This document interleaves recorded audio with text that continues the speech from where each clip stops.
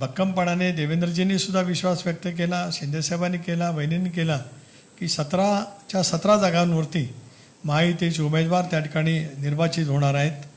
आता चव्हाण साहेबांनी सांगितलं की प्रथम पसंतीचं मत द्या. इथे द्वितीय पसंती नाहीच आहे आणि द्वितीय पसंती देण्याइतपतचं संख्याबळच कोणाकडं नाही.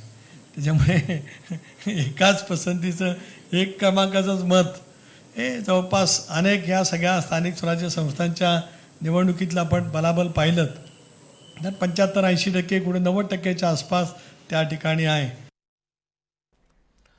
कोकण विधान परिषद निवडणुकीसंदर्भात अनिकेत तटकरे यांचा मार्ग आता सोपा होणार आहे. जुईला दळवी उद्या अर्ज मागे घेणार आहे. सुनील तटकरे यांनी या संदर्भातली माहिती दिली. त्यामुळे कोकण विधान परिषद निवडणुकीमध्ये एक नवीन ट्विस्ट समोर येत आहे. अनिकेत तटकरेंचा मार्ग आता अखेर सोपा होणार आहे.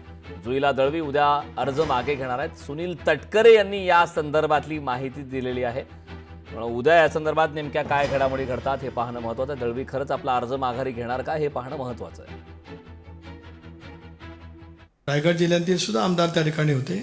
आमची चर्चा खेळीमेळची झाली. आमच्या चर्चेमध्ये कुठेही काय वादविवाद नाही झालेले, कारण दीर्घकाळ आम्ही सुद्धा जिल्ह्यामध्ये एकत्रित काम केलेलं आहे आणि कालच सूचित करण्यात आलं, कारण जसं शिंदे साहेबांनी त्यांना सूचना दिल्याप्रमाणे ते अर्ज मागे त्या ठिकाणी घेणार आहेत. बेगानी शादी में अब्दुल्ला दीवाना उमेदवारी न मिळाल्याची खंत बोलतेय नवनाथ बन यांनी सत्तारांवरती ही खोचक टीका केली.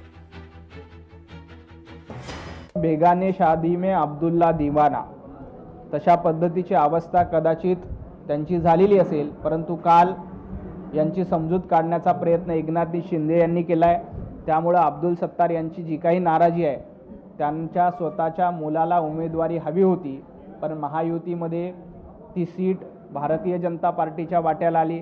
आपल्या मुलाला उमेदवारी मिळाली नसल्यामुळे कदाचित त्यांना वाटलं असेल की आपल्या पक्षाला संपवलं जातं, परंतु एकनाथजी शिंदे यांना त्याची पूर्ण कल्पना आहे की देवेंद्रजी फडणवीस, सुनेत्राताई पवार आणि एकनाथजी शिंदे हे महायुती म्हणून एकमेकांच्या सोबत निवडणूक लढत आहेत.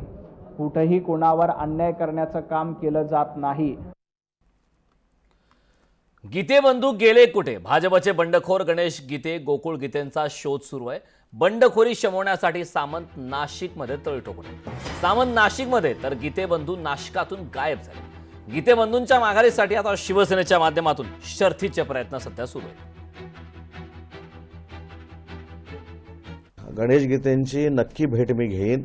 गणेश गीते आता जर नाशिकमध्ये आले असतील तर मी नक्की भेट घेईन. पण माझी जी माहिती अशी आहे की गणेश गीते काल रात्रीपासून मुंबईला आहेत.